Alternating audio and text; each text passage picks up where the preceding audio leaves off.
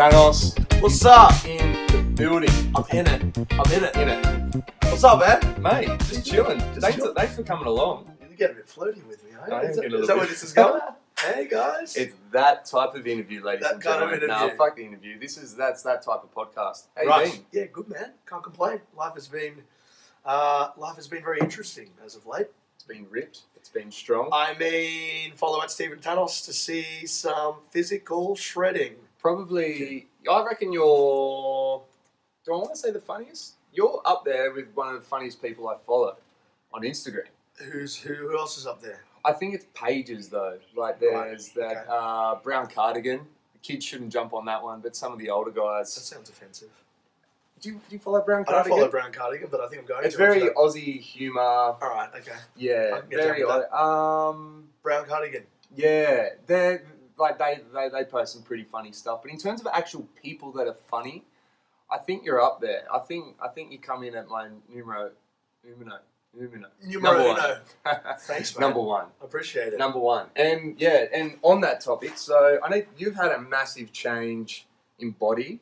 Now, I didn't, in terms of like your physique. Yeah, and you probably can't see in my pajamas right now. Can't see in the PJs, Yeah. but you are going to jump on and it just jumps out at you. Now, normally I get pretty annoyed at this, but I don't know why, I'm not that mad at it. What, the shirtless photos? Yeah, I'm not that mad at it. I don't know why. Normally I've tried to give you a bit of shit there once, but I'm just like, I can't hate it. Like, I think it's pretty good. Because I went through the whole, like, do I do this shit? And then I was just like, screw it. I don't care. Because I'm very known for, like, hating on other things as well. And, like, not hating, but, like, just giving shit to a lot of things. Yeah. Because I think it's funny. Yeah.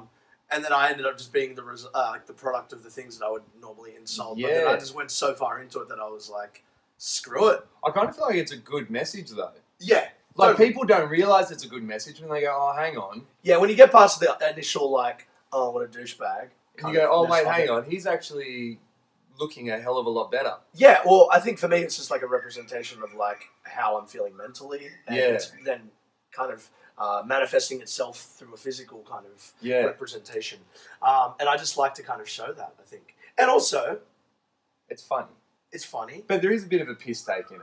100%. Like, it's 100% a piss take. Everything I do is, like, has like a smattering of, like, taking the piss. Yeah. Some things are more overt than others, but, like, that, it's got a subtle wink to it. But also, I look fierce, you know.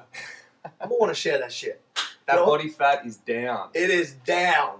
Was that diet, you think? Well, did you change your diet? I didn't, like, I'm not on, like, a calerie counting. No, you're just not eating shit. I'm just not eating like an asshole. Yeah. Like, I would eat like an asshole. It makes a difference. I would, like, let's have McDonald's for breakfast and let me brush my teeth with a Big Mac and I'll be right. Like, I got a quick metabolism, but no, I'm like 30 now. Yeah. So, like, I got to actually take into consideration what I'm putting in my body. And, like, and the thing is with me is, like, I love food. Yeah. I know everyone loves food, but I have, like, a deep love for, like, trying new restaurants and fried foods and just everything and cuisines of the world. And so, for me, like, I never wanted to put myself on a diet where I was like, oh, I've got to watch these. Nah, I tried it for a little bit. It kills your lifestyle. It's miserable. Like, I can't be, like, counting calories, and I still need to enjoy myself and splurge. And I still like McDonald's and Red Rooster and, like, all those. I still love it. I think that's the best way to do it, though, if you keep doing it, like, within a certain lifestyle. Yeah. Otherwise, you won't maintain it. No, there's no way. You've got to be yourself realistic for with 6 it. weeks. Yeah. And then you'll just and you'll blow out in, like, another week or so after that. Yeah. I see a lot of friends of mine have, like, gone through that kind of, I'm going to, like, smash it out for 8 weeks. I'm going to count my calories. And then they're like, oh, I'm finished now. And then they reach back for the beers again. And then the weight goes directly back on. So I think for me, it's just about doing something realistic that I can maintain and allowing myself to be an asshole some days. Yeah. You know? Yeah. Because I still like a beer. Yeah. Obviously, and I still... Oh, if we were shooting this podcast probably a tad later, we'd probably be having a beer now, but it's still quite early. We're responsible adults. Yeah, we are. Yeah. We are. Sometimes. Yeah. Sometimes. Yeah, debatable. What about you? You're the same. Like, what's your lifestyle with all that stuff? Yeah, well, You've never had a blown out phase. No, I've never had a blown out phase, but I definitely went through a stage where I looked at my body and I just went, shit. Actually, you know what? It came to Jeep, said, can you send through just a body shot? No, just Polaroid for a job, da-da-da. And, and then I was there and I was like, I'm tensing a lot harder than what I used to, and I'm really thinking about it. Where before I used to just whack it off. Yeah, there it is. There's the chassis. That's it. Yeah. But yeah, that came to me about a year and a half ago, and I just looked at what was the worst thing. I was having consistency in my diet that I think I could let go of, and for me, it was a Dare espresso coffee. Those coffee milks. I used to smack one of those in a yogurt every morning. Oh, that's all sugar, mate. I thought it was coffee. Yeah. No, it's all sugar, isn't it? Yeah. So I was like, let's cut that out, and instantly. Yeah. So that changed me, and then it's just kind of it's the way it is. You were tensing so hard that you were like bursting blood vessels in your eyes, mate. Yeah. It was. That's the worst when you take those photos and you like try not to make it look like you're tensing, and then you look back and it's like you look like a frill neck lizard. Veins everywhere, like your head's shaking, so it's a bit blurred. Mate, I've been there before. But I didn't realise you actually got in as good a shape as what you are until you posted a before and after, and you were like, guys, why did no one tell me I was fat? Because I think you hid chubbiness really well. Yeah, I think I wore it with pride, and I wore it. But I didn't realise. I'm always wearing like shit like this, like my pajamas. We do get caught up in your style. But right. It's always cool. You've actually always dressed like that. Yeah, in terms of consistency, you've always. Yeah, I try to keep it consistent. Do you think that, or that's just you? Look, these are just I bought this yesterday, and I got it from Cotton On of all places, which is you would never expect. No, and just my eyes just shout out to Cotton On. Shout out to Cotton On. What's up? Sponsor us. Yeah. No, I don't. Nah, I don't. I don't want to be sponsored by Cotton On. I don't need to wear Cotton On every day. Just stuck to it, like, no. Oh, fuck. This is the only fun outfit they have. Oh, God.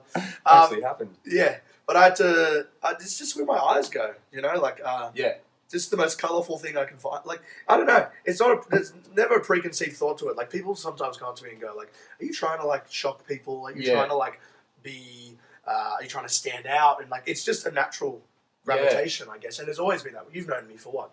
15 years or something, whatever like that, like even longer. Crazy. So, fun fact, Tannos and I went to school together. He was a few years above me, but... what's up? Represent. Yeah, Inabara. So, I knew you for a very long time. And, you always kind of, I didn't really see you outside the school uniform there for a while. But when I started seeing you outside that, I was just like, damn, you're completely opposite to Inabara. Yeah. Well, I think it also has to do maybe with the fact that our uniforms are so strict. Like, it was like a blazer... And even if you got caught wearing a blazer outside of school, you could get a detention. Like maybe it was me rebelling against that as well. Maybe a little bit of that came into play. But I used to be way crazier than this too. I used to wear like sequins and paint my fingernails pink and wear eyeshadow and I used to like really take it there. And like I've subdued slightly. Yeah. But I feel like lately, just in my new confidence and what I've been doing health wise, and like I've just felt the most like I've felt the most like myself lately. So I feel like I've been able to like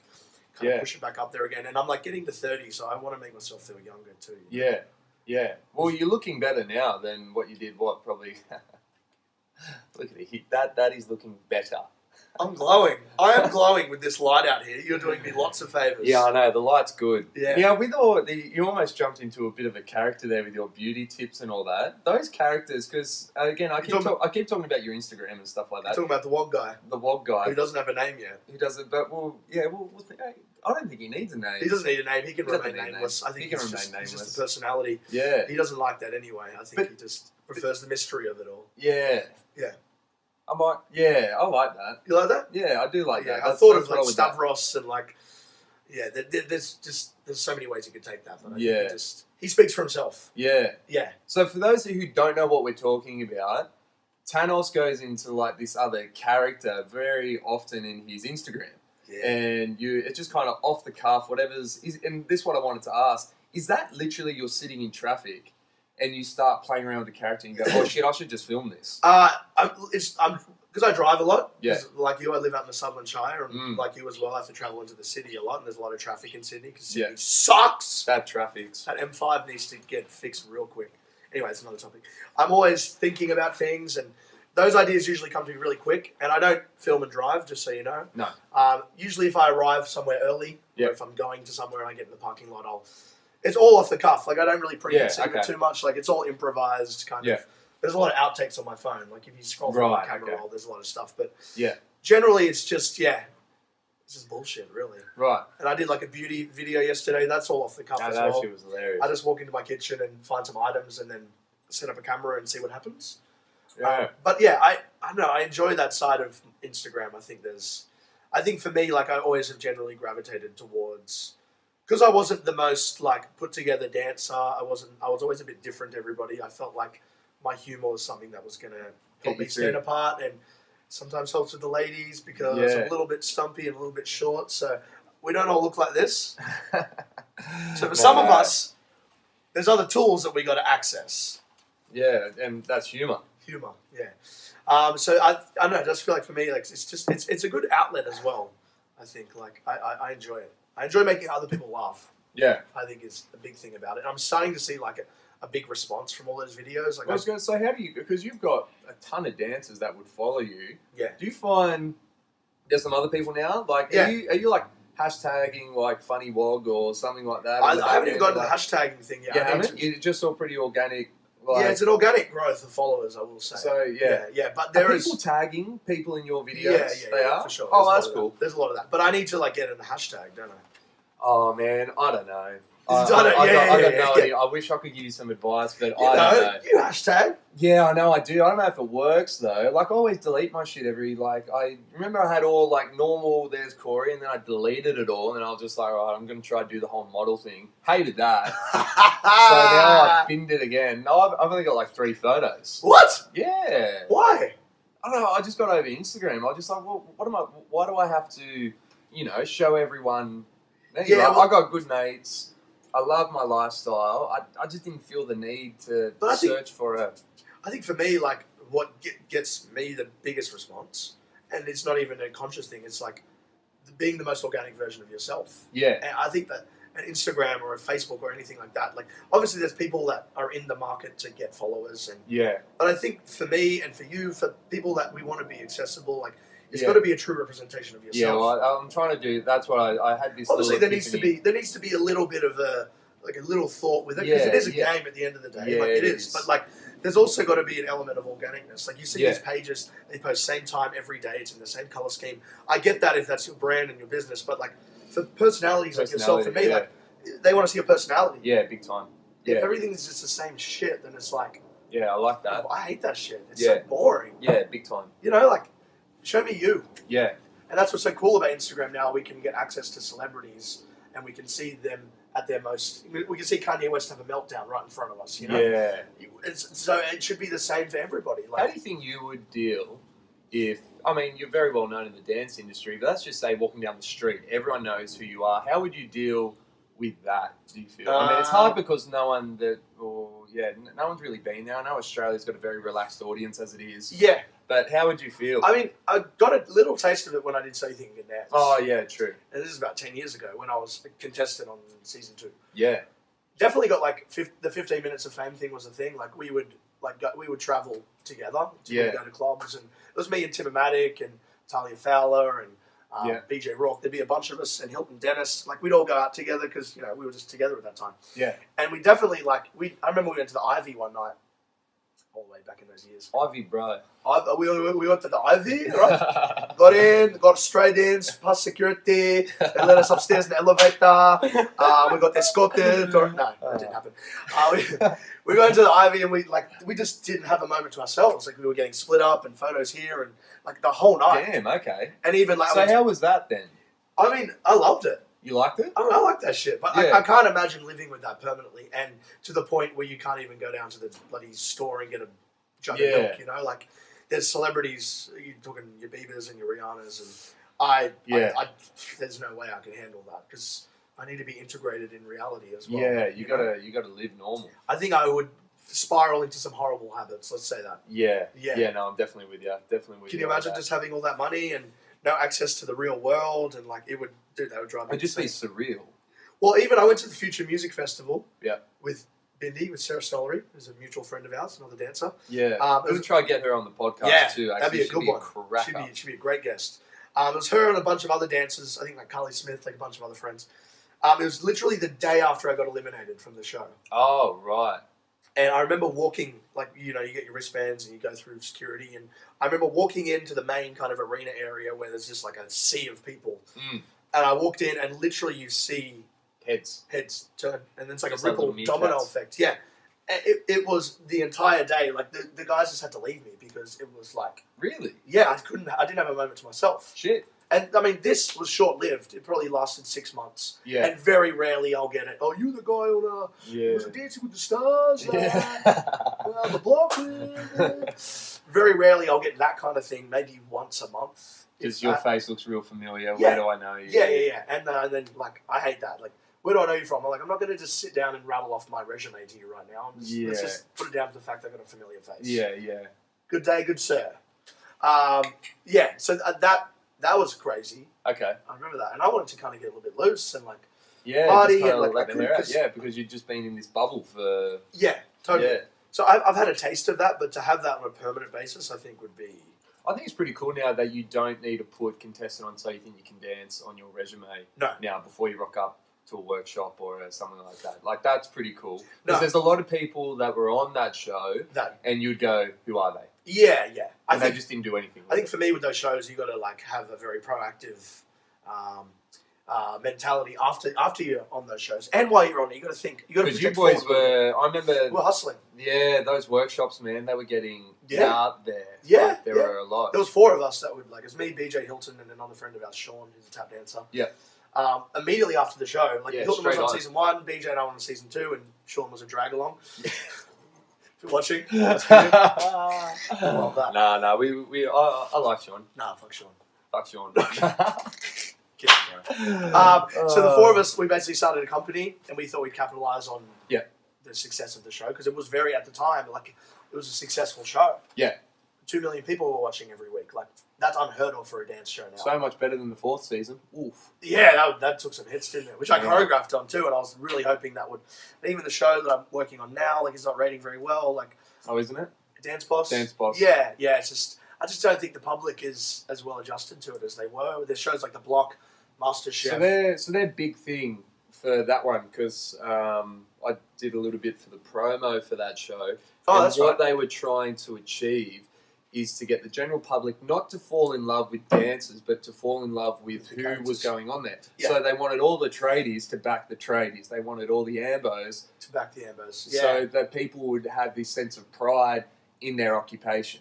Yeah, and I think big gamble. It's always really hard. I've been a part of a show that really flopped. It was called Everybody Dance Now. I don't know if you remember that one. I do. A few years ago. I'm not saying that Dance Boss is a flop because it's still on the air and people are watching it, but it's always really hard when you're creating a new concept, especially for a dance and an entertainment show, because it's already a hard sell.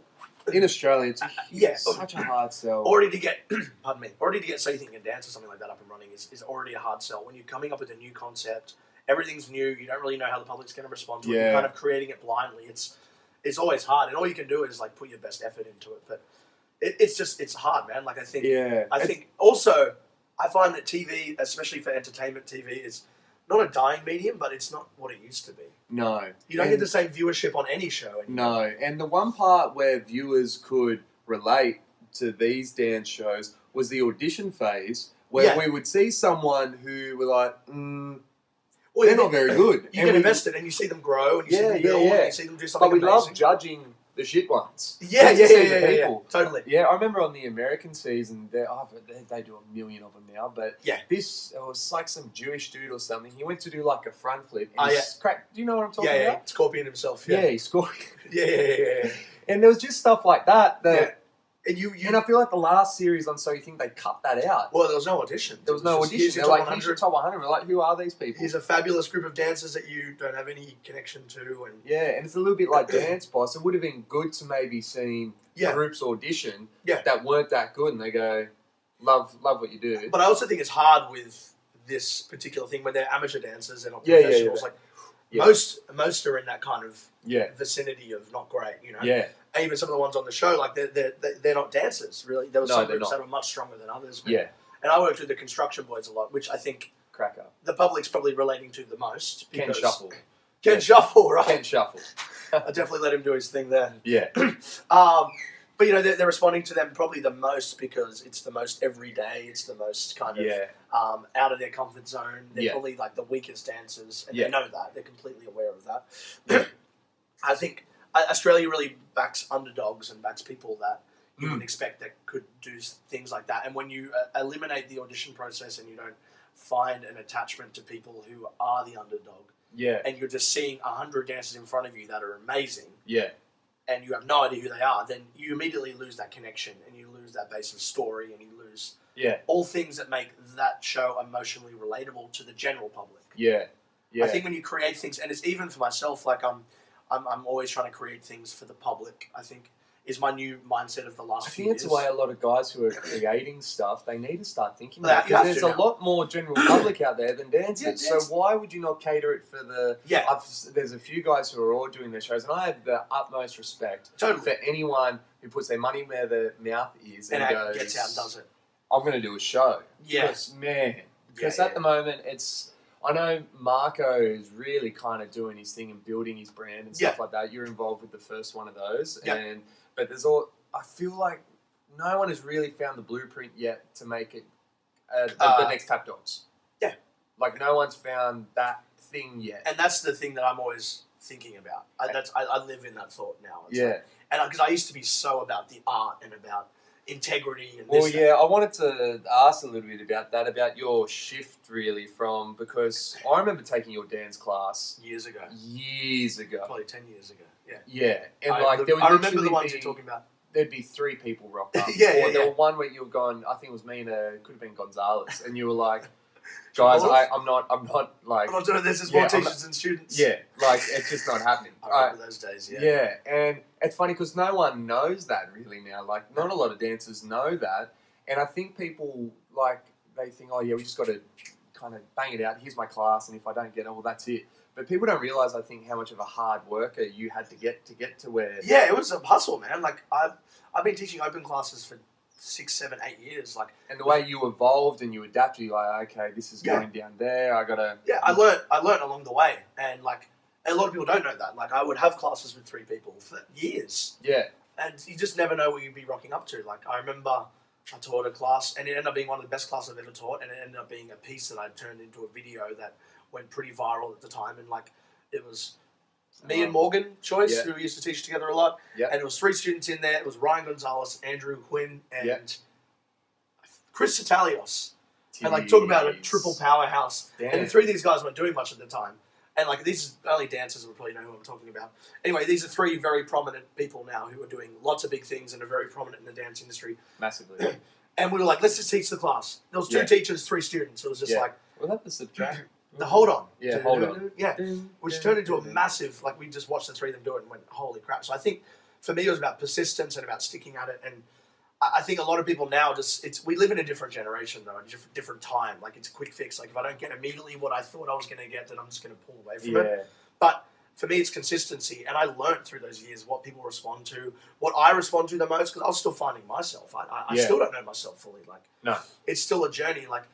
But I feel like I've progressed into a space now that's more broadly appealing, because I was doing very left of centre, and I still try to be left of centre. Not try to be. I still think I am left of centre to some degree, but I want to be accessible to everyone, and I care more about what my mum and dad think about what I'm doing, as opposed to my peers.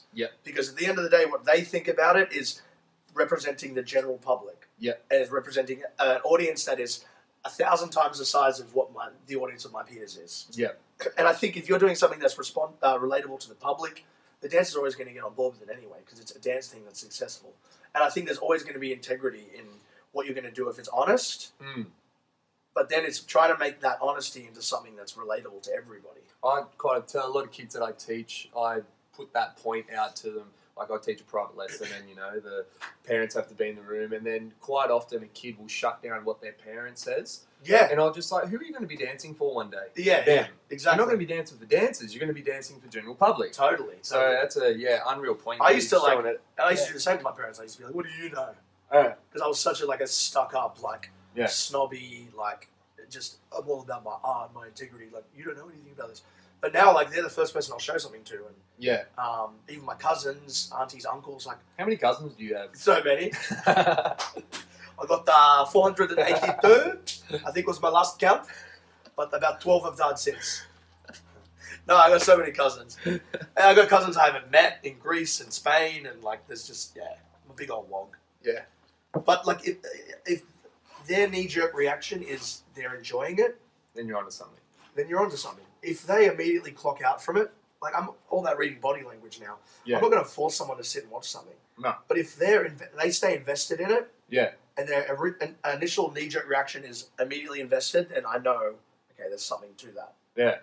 It's kind of studying, I don't know, it's studying the human kind of reaction to things and to art. And I think you've got to not water it down, but you've got to simplify things a little bit, but then make those simple ideas larger than life. Yeah. But I think the core of it needs to be quite simple. Yeah. A simple premise, falling in love, yeah, getting your heart broken,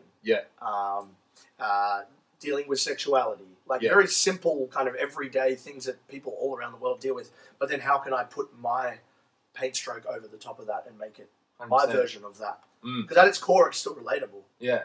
But you're then watching a larger-than-life colour and movement, like, version of it. Yeah. I think that's where I'm at the moment. Yeah. And there's things I'm working on. Stay tuned. Yeah. Can't give away anything. No. Too much. But that I'm gearing towards that. Yeah. And that's where I want to be going. And that's where I think dance just needs a little bit of a resurgence with that. Because I think it's got such a dancers-only kind of mentality about it here. Like, dancers are only going to watch dance shows. And dance shows are only going to be viewed by people that understand dance. I want to kind of cross that divide. You said Tap Dogs Burn the Floor. There's so many shows that did that. Yeah. It needs to be a new... It needs to be something out there. Totally. Yeah, 100%. Yeah. So, and how did you... So you've kind of... We were touching base on how you've evolved a little bit. Now, before you were very much like we were saying about the art. Now you're doing stuff for Dance Boss. Yeah. Other choreographers have reached out to you to be like, can we collab on stuff? So now you're working more in this commercial environment. Yeah.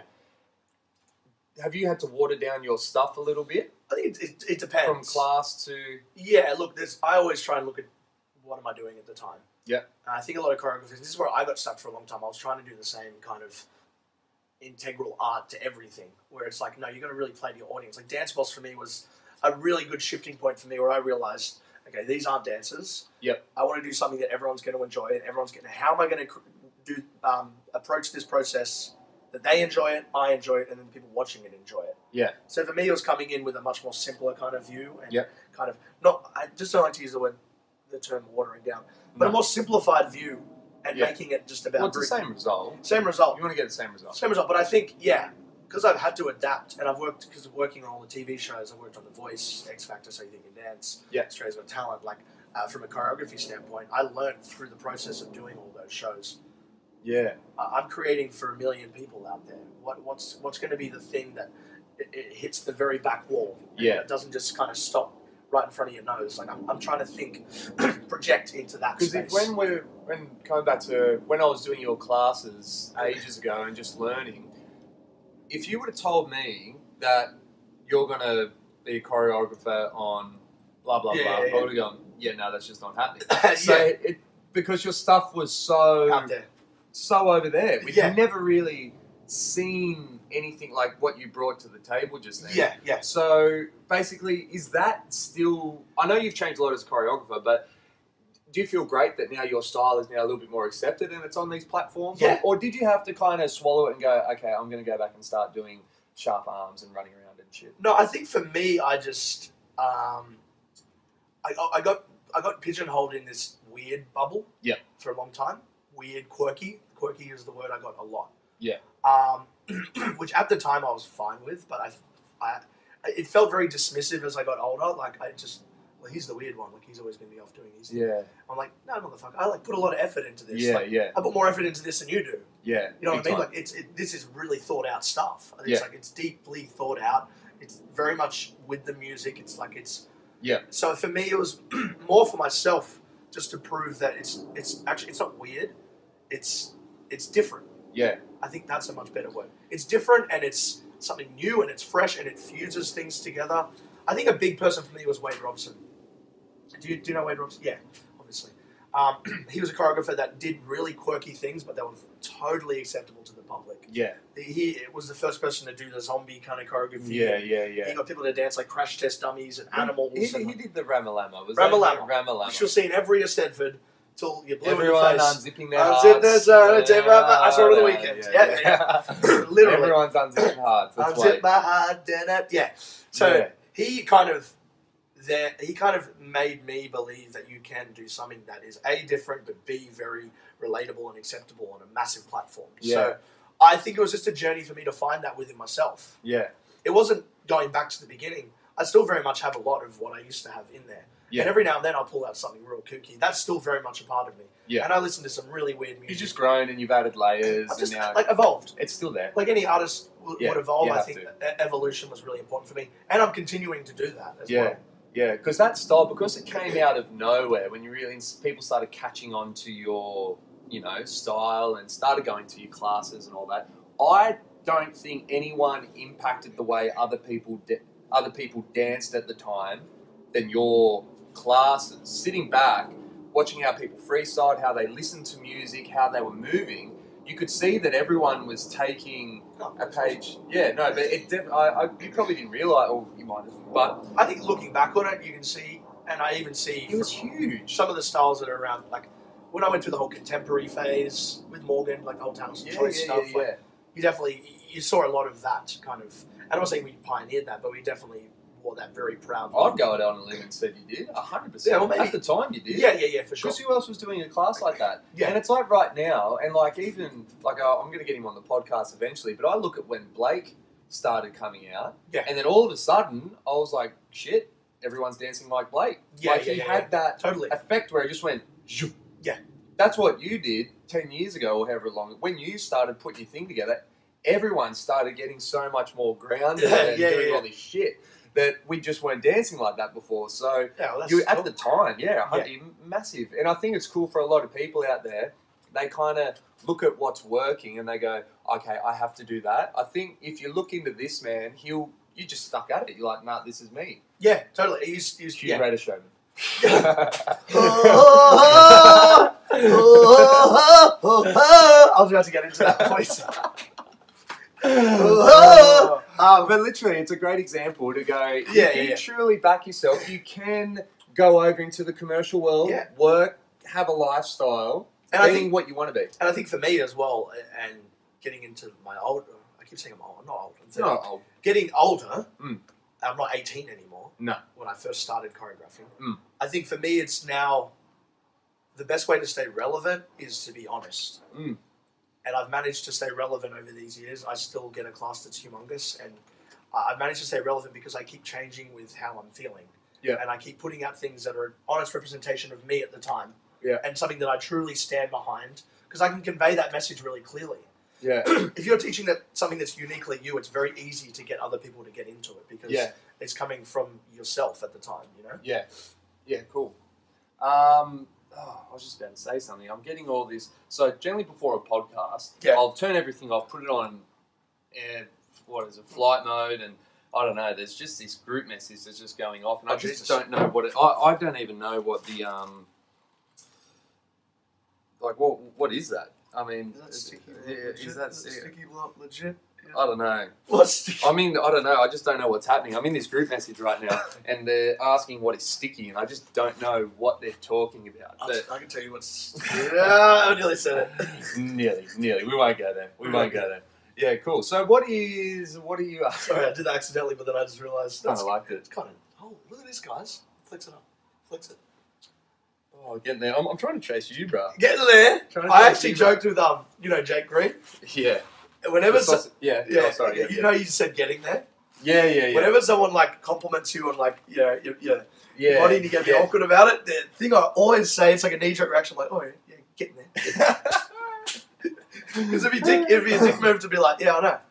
Yeah. So you got to play the humble card straight away. 100%. You're just like, shit, you're looking good. Yeah. Yeah, you're getting there. No. Oh, yeah, I am. Yeah, thanks. Yeah, I am. Anything else? Yeah, you're like, oh. I'm going to try that next time. Next time I'm going to try it. You're looking really good. Yeah, I know. Is that it? Is that it? Do it. Take my shirt off? Yeah, I know. Do you want to see it in the flesh? No, because every time just if someone says that to you next time, I say it all the time. Just think of me like, yeah, get in there. I'm shocking at compliments. If someone ever gives me a compliment, I just try to... Believe it or not, I am too. Yeah. Even when you were talking about me, like, being a pioneer of movement just then, I like recluse back. Yeah, I know. 100% like, your energy just went, oh. I was like, thanks, man. Thanks. Thank you. And you never think of looking at me, but yeah, I struggle with that for sure. I love it. Yeah. Don't stop. No. I love it. That's all right. It's a good quality to have in people to... Yeah. Yeah. People don't look at me and think humble, but there's some humbleness there for sure. Yeah. I think it's I play the loud card, but there's a lot of shit going on in there. Yeah. We're all complex, you know? Yeah, big time. Massive. I find people that really kind of stick out if you scratch the surface a bit and really look into it and just ask them a few questions. A mess. Yeah. I'm a beautiful mess. Hot mess. I'm a gorgeous mess. I'm not... Whoa! I just realised that... Shit, Tannos. So, when was the last time your leg went up there? I'm a lefty, actually. Are you a lefty? Ah! Jesus. Look at that. Christ. That's actually super impressive from that angle. Yeah. What's this podcast called? The Corey Blake Podcast. Okay, I'm just giving you a little tagline. Yeah. The Corey Blake Podcast. What you know about this? You can use that whenever you want. Thank you, bro. Yeah, you're welcome. Get PJ to send me an invoice. Yeah. Mind if I puff on the vape? Yeah. Do whatever you want, bro. Do whatever you want. So, can you do the rings? I can't, actually. It's like a... Like, that's the sound you've got to make. Oh, kind of. Work on it. Ugh. Practice. That's gross. Has that got a flavour? It's watermelon. Watermelon. You want to try it? Nah. You good? No. Don't do it. Don't smoke. Don't smoke, kids. Just don't smoke. Yeah. Yeah. All right. One thing I did want to ask is that if you had to give advice to a dancer... Yep. Because a lot of people give advice. They go, da-da-da-da-da, and it's just so generic. So generic, like, dull around the edges. So if we were to know that this dancer has got a goal to be a pro dancer, what advice would you give them? I think, you know the best advice I ever got? Yeah. Is from Daniel Cloud Campos. His name is B-Boy Cloud.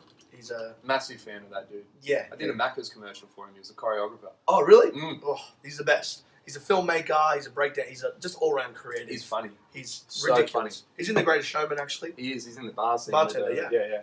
He's just a brilliant... He's someone I look up to very much.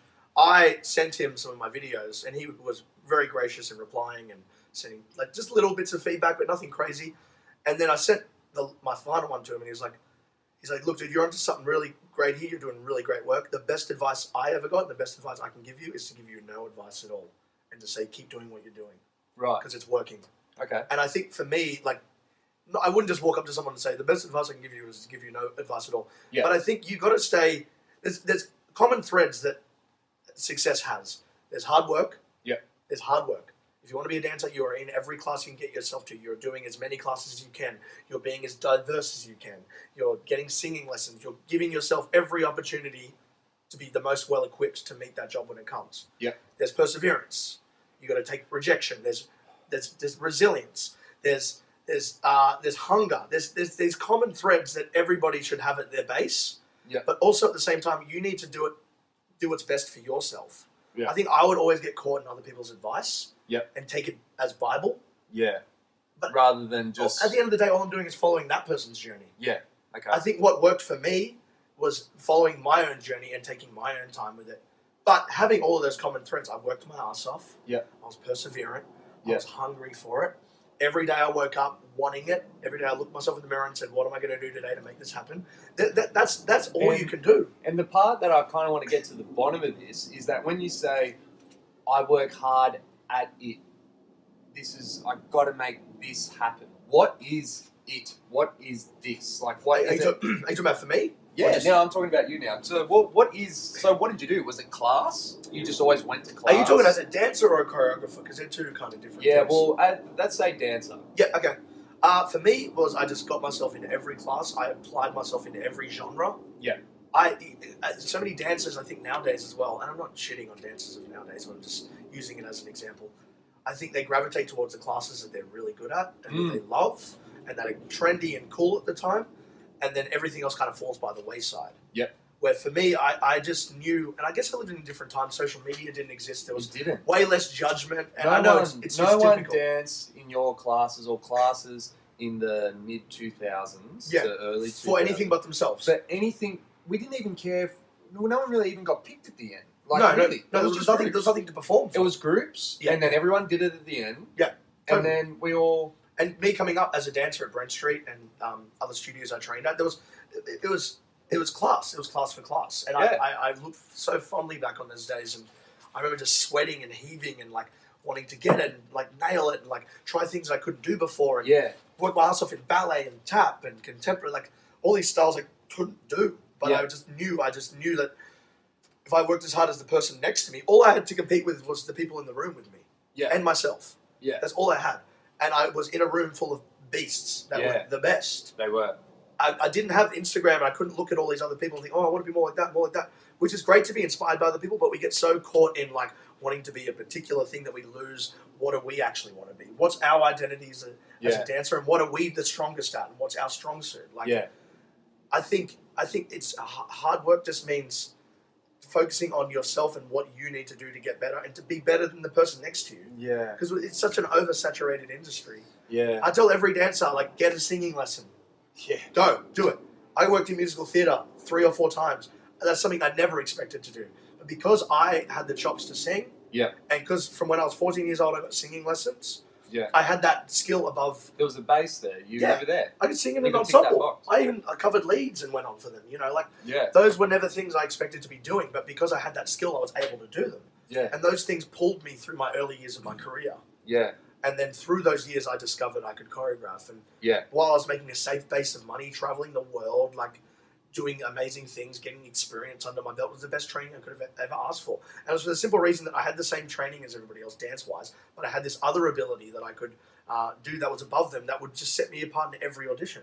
And I know people look at you as, oh yeah, that's Tannos, he does his class and you know he dresses like this and blah blah blah blah blah, but they don't know that you did do a few musicals that you know you done it all, that you work commercially as well. Like you're doing you say yes to everything. As much as we see this, you're still saying yes to everything. I'm trying to diversify still. You have to. This year I came to a big epiphany with like I found myself getting very stale. I was teaching a lot, which is great. I'm not shitting on anything, just when I say as examples, just so you know.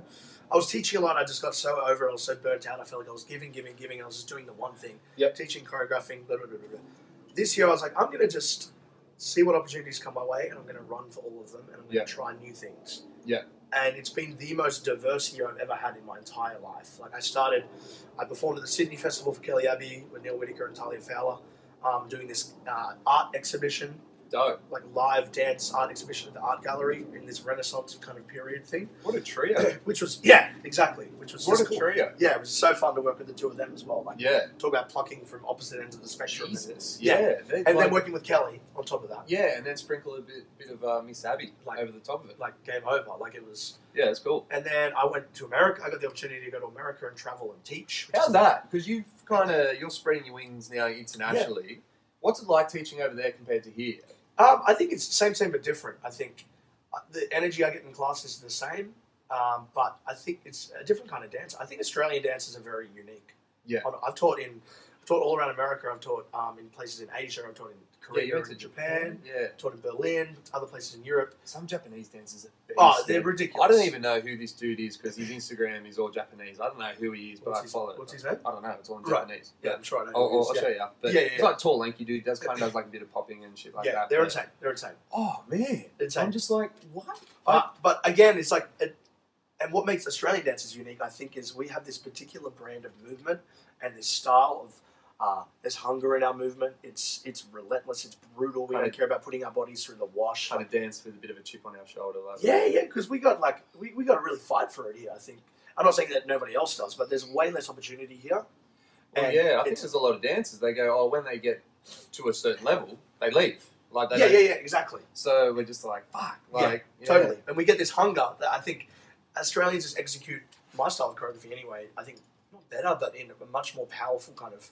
And people grow up with it though. People grow up now with you. Yeah. And I grew up with Kelly Abbey. Yeah. Who, if you know her work, is also very intense. Yeah.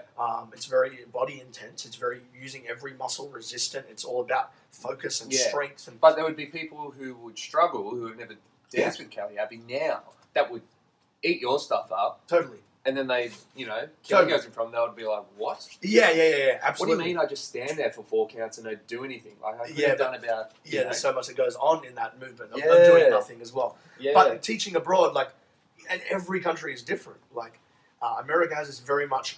America's very groove-based. I find, like, because they grow up in that culture more so. That culture surrounds them a little bit more. Yeah. Of the hip-hop. And it's very much in their DNA. Like, they're taught to really...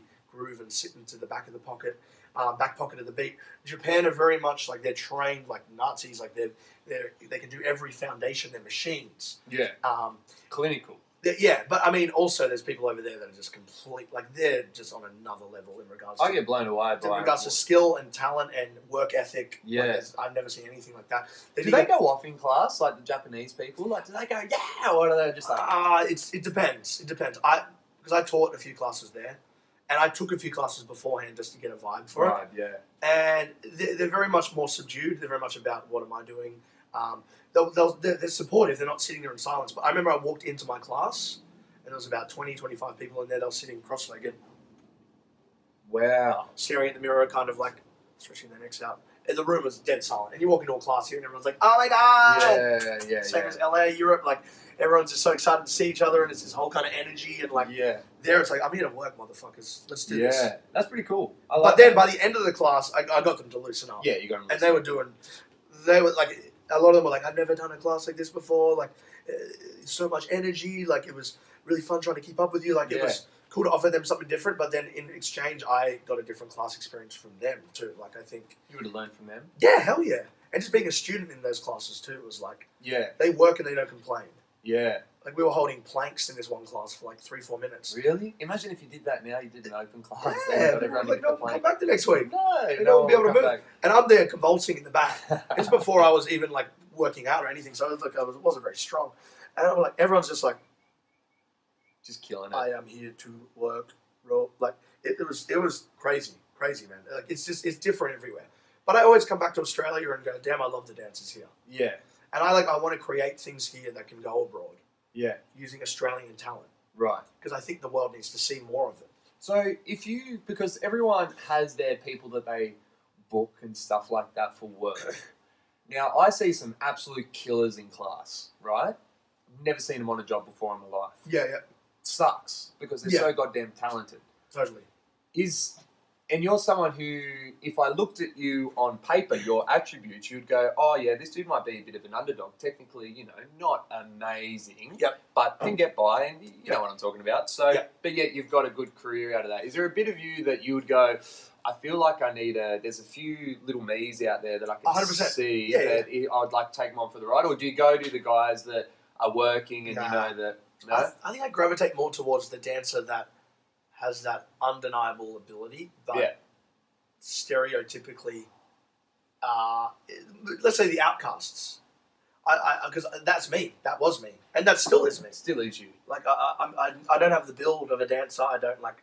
Technically, I'm not the best dancer, but I've always gotten by on my ability to project my opinion and my what's on my mind. And I look at those dancers now and I think, shit, I could really. And there's so many around at the moment. Like, it's crazy. And there's people through the years that I've worked with a lot.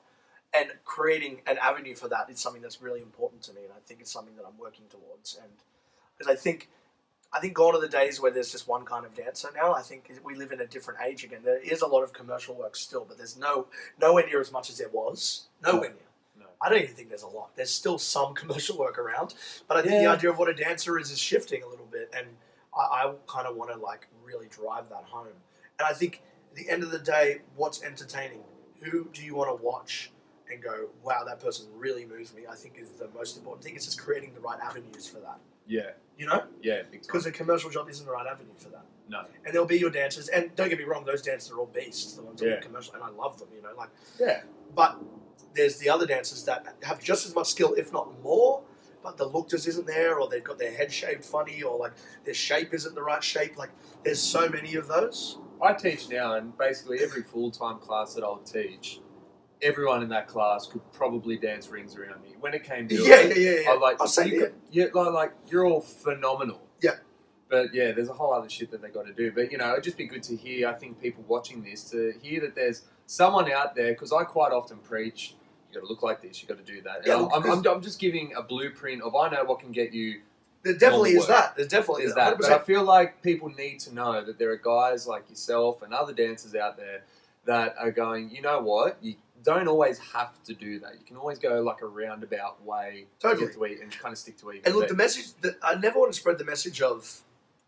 I was always careful about this myself. Like, still be versatile, still be that adaptable dancer. Yeah. Still look after your body. Yeah. Still eat well. Still work out. Still take care of yourself.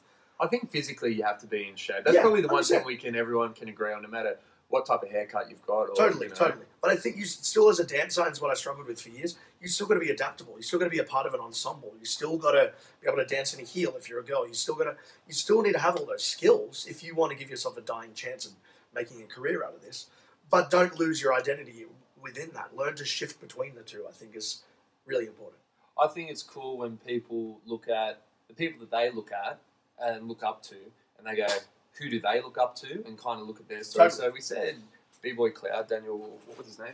Daniel Cloud Campos. Yes. So you look at that guy. Who else are you looking at? Wade Robson was my biggest. But right now, who do you look at, like right now, right, like in the past week, and you go, yeah, right there, I got to chase that. As a dancer, as a creator, as a... Just life. Life. I mean, look, for me it's different. It changes all the time, and I'm not always the one that's looking at dance and projecting forward. I look at inspiration in other... Yep. From other filmmakers. Like Quentin Tarantino is... Who's this chick you've been posting photos of? Oh, she's a poet. Poet. And I think she's Indian? Yeah. Indian. And I think she's stunning. Yeah, she and is. Her poetry's beautiful too. Yeah. Yeah, just like Dream Girl. Yeah. Yeah. Yeah, but I'm going to go, who is that? Yeah, right. A lot of people have been asking that. Yeah, I was just like, who is this? Just some random, beautiful poet. Yeah. Rupi Kaur. I forget how to pronounce her last name. Who cares? Hot, Indian, mad at poetry. Yeah. Hectic. Dream Girl.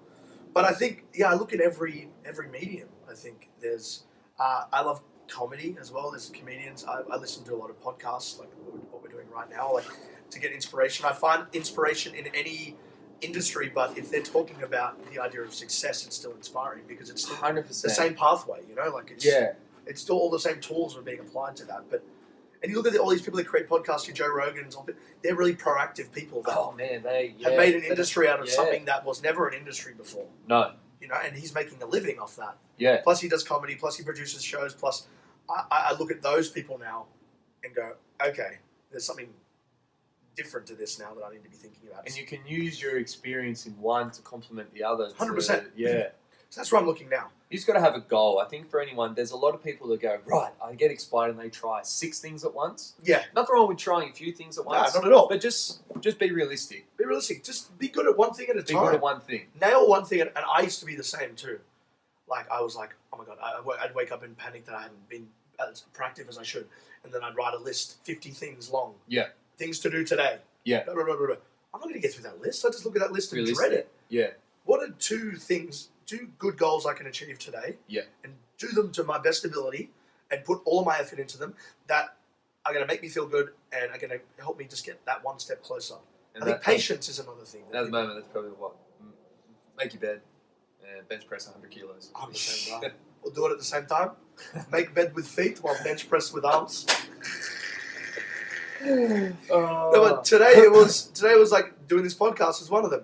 Yeah. And then another thing would be go to the gym. And then after that, I want to create some more content for my Instagram. Yeah. That to me is and they're 3 things that are achievable. Very that achievable. You can do. Yeah. You just got to be real too, because there's a lot of people, and we all hang out with a ton of people who talk. They go, I'm going to do this, I'm going to do that, and I realised a few months ago that I was that person when it came to my presenting work. Right. And I used to go around and tell people what to do, and I was just like, I'm not even doing it myself. And the reason why I'm starting this podcast, because this is me training on just to speak and this kind of interview, and just that type of thing. But also I'm doing a lot more of, I reached out to a few Instagram pages who I felt maybe needed a spokesperson. Yep. So the other one, like locally, there's a page that I do called Shy Talk now. Oh, you do that? Yeah, I do that. And it's the biggest,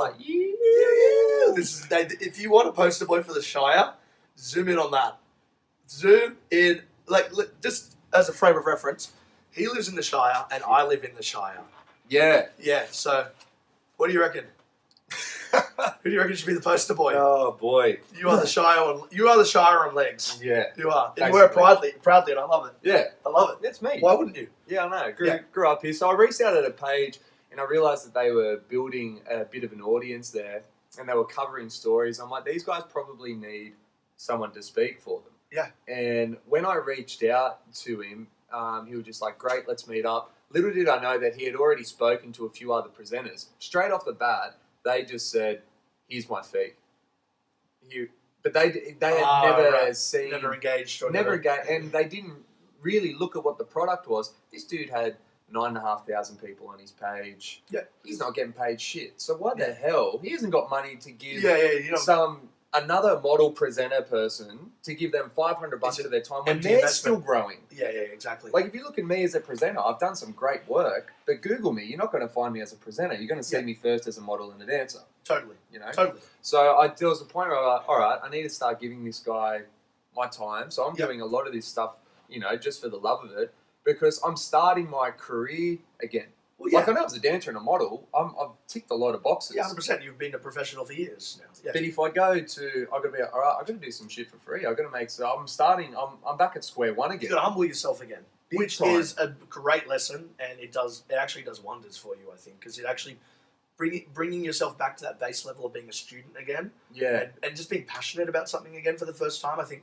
It's something I've tried to do as well. I've been studying acting this year, and it's been getting one-on-one acting coaching and putting some self-tapes down. And even through the dumb shit I do on Instagram, like I'm just trying to do new things and do it for the love of it again. Because I think when you get caught in a line of work for a long time, the love starts to disappear and it starts to become very much about the dollars. Yeah.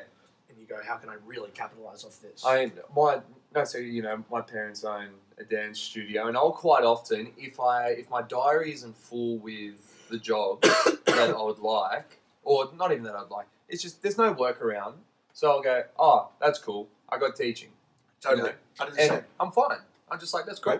Still getting paid. Still have that fallback. Life's ticking, and then that's what I was like, shit, I've got a lot of hours in the day that I could be doing something, and that's, you know, where a lot of this has come from. So out of all those topics, I think, is sometimes you have to work outside of your dance class or your full-time class. There's definitely some other shit that you can do. 100%. That's going to help. There's always... And staying humble is always... The worst is seeing someone who's very fresh-faced, just started, and holding themselves in a manner where you're like, shit. Those people last a year, though. That's the thing. People always lay shit on those people, and you could very easily, but it's just like, you're just going to watch that collapse anyway from a distance. Yeah, it's not really worth the energy. No, it's not. Yeah. It's not. And there's a lot of that's getting bred these days, I think, because social media is such a powerful tool now. Yeah. Powerful, important tool that people are living their lives like that. And you look at these dancers that have more followers than you and I combined, that 15 years old, 12 years old, 11 years old. I had Ben Turlin was on the first one, the podcast. Doesn't he? Yeah, because he did the Ziegler tour you know, and all that type of thing. So he's like in the 30s, and I was asking him, how has your life changed? And he just kind of float. It didn't really change at all. Where I know, if Instagram got deleted, my career would still be there. Same here. And I think that's where a lot of people, they need to just watch their focus. It's great to focus on that. Yeah, it's great to have make sure both. Why can't you have both? Just don't determine your attitude based off your following. Totally. That's probably the big thing I'd maybe get out of that point. Yep. No, 100%. And I think coming back to what I said earlier about, I think I felt like my page has had organic growth because it's just been honest content. Yeah. And I used to look at people like, why don't I have that many followers? And then I try and post something that was strategic. And people see right through that shit. Yeah, they do. People aren't stupid. Yeah. Like, just don't treat your audience or your followers like they're idiots. Like, let them see you, because I follow people, I want to see them. Yeah. I follow you because I want to see what's he up to today. Yeah. What's he doing? He's podcasting, he's this, that, and the other. Awesome. Like, I don't want to see fake shit. And then you end up getting followed by a whole bunch of people anyway that... Want some nuts, bro? Just realised I had the nuts down there the whole time. I'm actually not hungry, but I always eat when there's something in front of me. Yeah, I know. But yeah, be organic. Yeah. You have to be. Yeah. Yeah, 100%. And so next 5 years, do you have 5-year goals? Where would you, actually, scrap that, where would you If you think right now, what would be ideal for you? Where do you want to be? I basically want to have. I want to put my creative ideas into a big show. Right. And stage show, TV show, stage show. Yep. Right. And have that be something that can travel the world. And right. Repeat that. Yeah. Do it again. Do it again. And do it again. Try new things within it. Like, cause I'm obsessed with all these different mediums with sound. Yep. Massively obsessed with music and soundtracks. Always have been since I started choreographing. Did you ever go see those? Who were those guys who used to paint their head blue? Blue Man Group. Did you see them? No, I haven't seen them. I'd like to. Yeah, I haven't seen them either. But I just feel like that's just a random ass show. Yeah, totally. But they seem to be doing all right. Yeah, they've been one of the longest lasting shows of all time. Stomp's another one. Like, so I just want to keep creating things, and I want not my name, but I want my brand to keep expanding and growing, and I want to just keep diversifying. I want to get into acting a little bit. Yep. There's no limit, really. I want to get into acting. I want to get into comedy. I want to get into like very fringe kind of presenting, not the same kind of avenue you're presenting to, but like very fringe kind of quirky, comedic kind of stuff. There's so many things, but ultimately I just would like my brand to keep growing and expanding and to have stuff that's planted around the world, and I want to travel the world with something that's mine. Yeah. Yeah. Right. For sure. And how are you going, how are you doing that? Like, what are you doing? So obviously you're training in acting. Mm-hmm. Yep. That's good. Yep.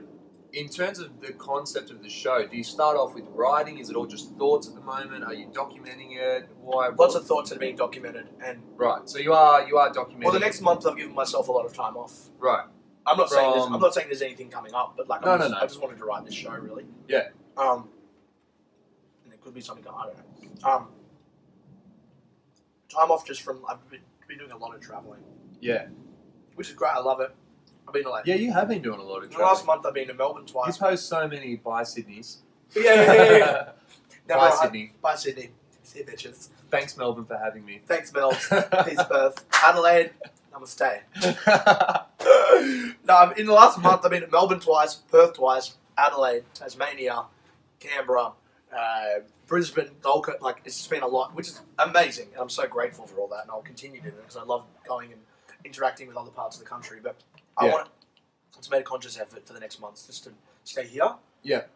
Because I just want to be creative again, and I want to start getting inspired by things, and I'm going and seeing shows and musicians and just compiling stuff. I'm always compiling stuff. Like, I have so many ideas for shows. Right. But I've kind of focused it into one thing now that I want to kind of make something to present at some point, and I have people I can present it to, and there's things are very much in motion. Yeah. Without giving away much, but without giving away too much. Yeah. But I think, compiling inspiration first is really important, and then kind of coming up with a little bit of a structure, and just making a simple structure that isn't hard to follow, but within that simple structure, it's amazing things happen. Have you ever done the improv acting shows? Have you ever gone to one? No, I went to one in Chicago. Right. The Second City, which is where like Steve Carell, Kristen Wiig, Jason, all the guys on SNL, they all trained. Right. That was awesome. I've got a mate who, he always goes to them, and they're bizarre. I went to one with him, and it's just these acting students, and it's the audience yells out a topic. Yeah, right. I feel like that's stuff that you... Totally. I think that's where you thrive, though, when whatever comes out. Yeah. Scary as hell, though. Would you do something like that? Like now? Would you do it tomorrow? Yep. I've looked into that already. Yeah. Improv theatre. Yeah. I was going to do Surrey Hills or something? In Surrey Hills, yeah. Improv theatre, Sydney. I was going to do a month-long course, but it was on every weekend, and I was away every weekend. I've looked into that. Man, with some of the acting stuff, because I was training there for a bit, but just like, just making the time for it. Again, it's like, you got to give up teaching, you got to give up your routine, like you got to create a new... Well, you very quickly realise that we don't exist in the normal world. Yeah. Because everyone, like, it's on every Sunday. Great. Yeah. The person who works a normal job can commit to that. Yeah. Because they can put that in their diary, put that in as a part of their routine. Yeah. I don't know what I'm going to be tomorrow. No. I don't know what I'm going on the weekend. Like, no idea. I've got to go with the flow a little bit, so it does make it very hard for that. What are you watching at the moment? Is there anything you're watching? What am I watching? Like when... Oh, yeah. The new Sacha Baron Cohen thing. Oh, Who is America? I saw a preview of that. Dude. He's pushing some boundaries. He's brilliant. He's brilliant. Like, just what he manages to get out of these people and how convincing he is as these 4 different characters that are completely different to each other. It's funny, it's insightful, it's revealing of America. It's America can be pretty damn stupid sometimes. Oh, dude. You need to watch. You should watch. Actually, I should have warned you about that. Ben was sitting here the other day, and he had these little denim shorts, and they just kept riding up, and I didn't realise. Yeah. Spaghetti-o! Hope they did. But his were just like shorts. Like he looked like the little. Like, hey Benny, get longer pants. Yeah. Right. It's time. Yeah. It's time for all of us. Yeah. For your 30K followers, they don't want to be seeing your lunch, kid. Well, maybe. Actually, you know what? Take that back. They do. Shorter shorts, please. Shorter shorts. I want to see denim Speedos. I want to see denim undies. I want to see a denim thong.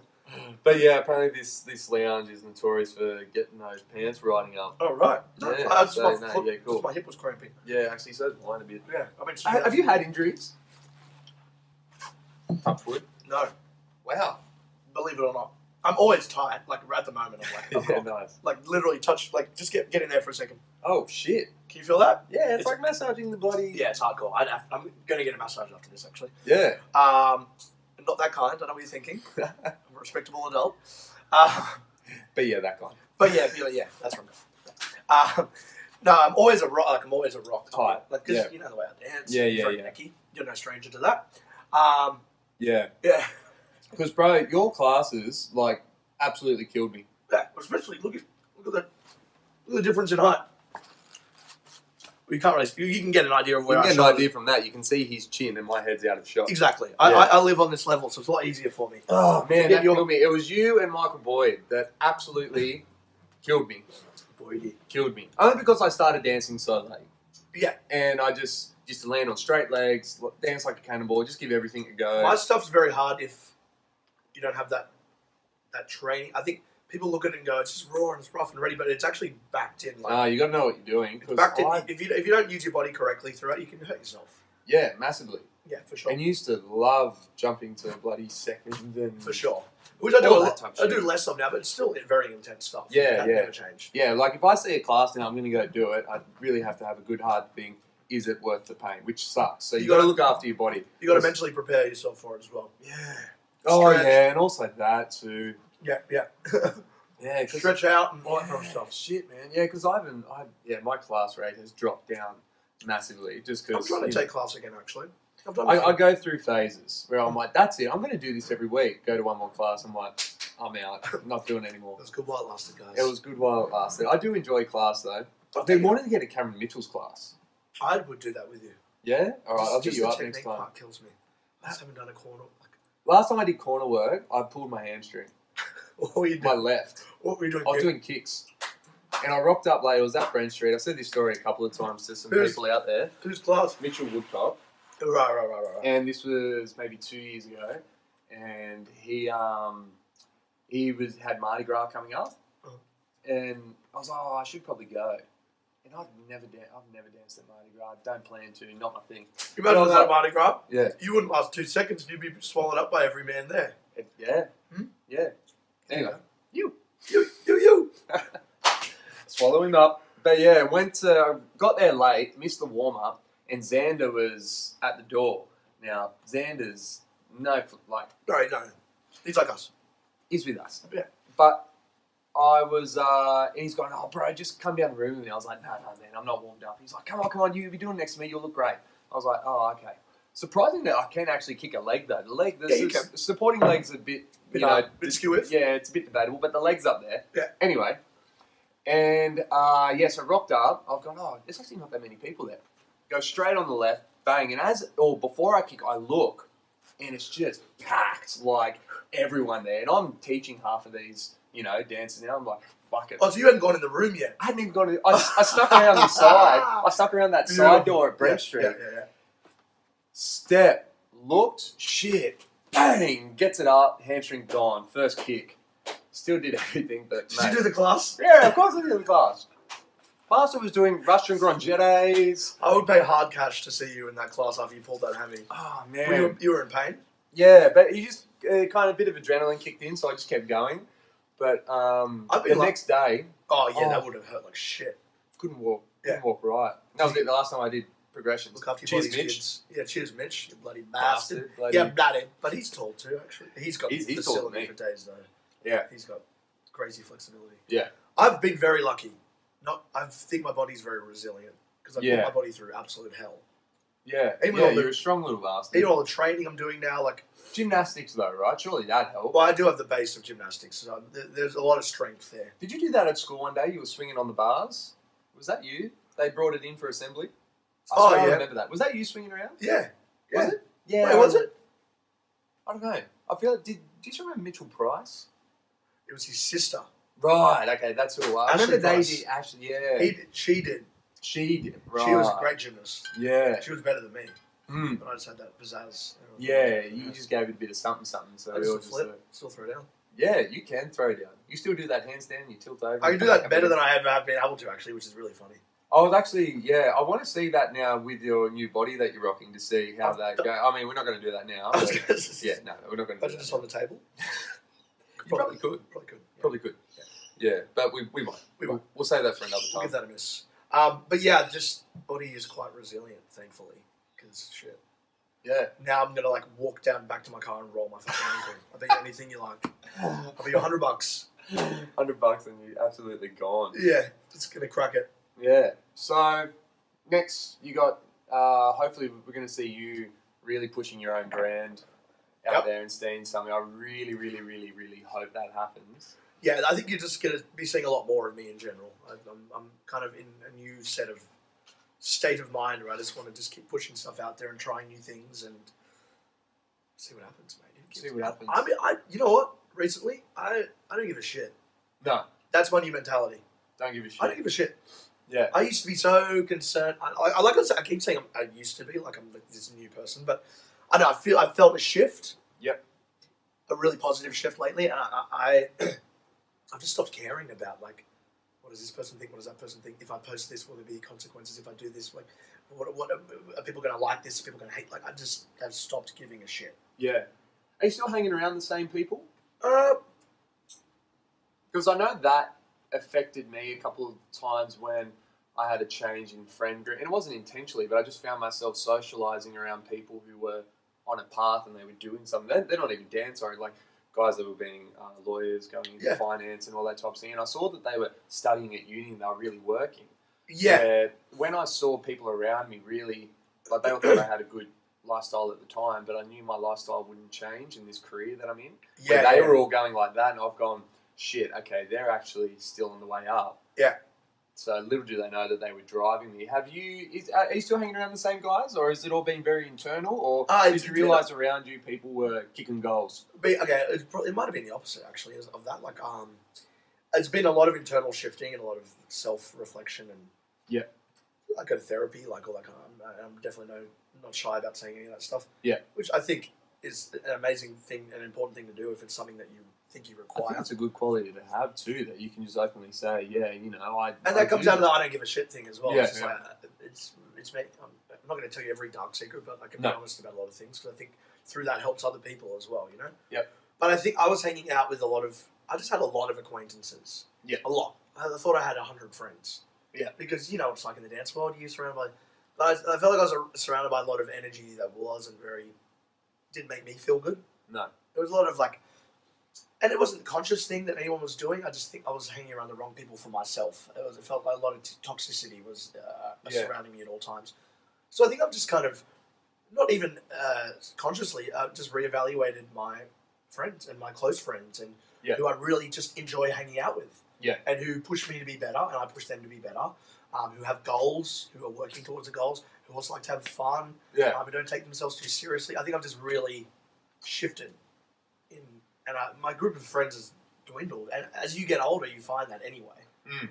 But I just have a great group of friends now that I can rely on for anything and vice versa. And I can call it a moment's notice and we can go grab a coffee. Yeah, cool. Even someone like yourself, I know we don't hang out as much as we would like to. But you're definitely a friend. 100%. Yeah, of course. 100%. Like, and even people that I don't see as often as yourself, like people like that I have around and see every now and then, and like we just remind each other of our goals, and like I think it's important to surround yourself with people that push you to be better and you push them to be better. It's got to be a mutual exchange, though, I think. Yeah. Because then you're just sucking energy from a place, or getting energy sucked from you. For people listening, I think it'd be good to do a good check on yourself. Yeah. Which one are you? Totally. Are you inspiring your friends, or are you bringing them down? Inspired. Yeah. Totally. That blunt.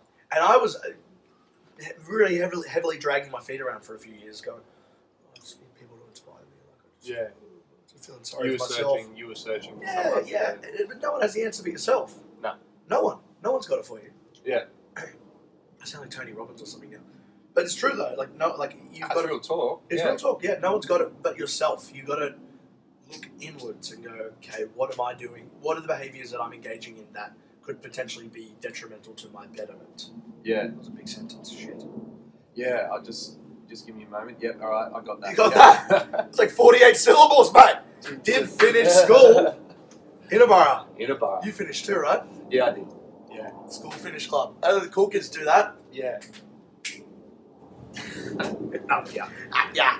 Get it up, yeah. No, that's cool. That's cool that, you think that. Because I didn't realise, I'm not saying I am that guy, but when I told my mate the other day, I'm going to start doing podcasts. And he was just like, shit, you're good at just, saying what you're going to do. And it's funny because I only really just started doing that probably 2 months prior. But he was going, I love how you go out and do what, you say you're going to do, you're actually going to do it. So, if there's people out there, talk a good game, just make sure you back it up.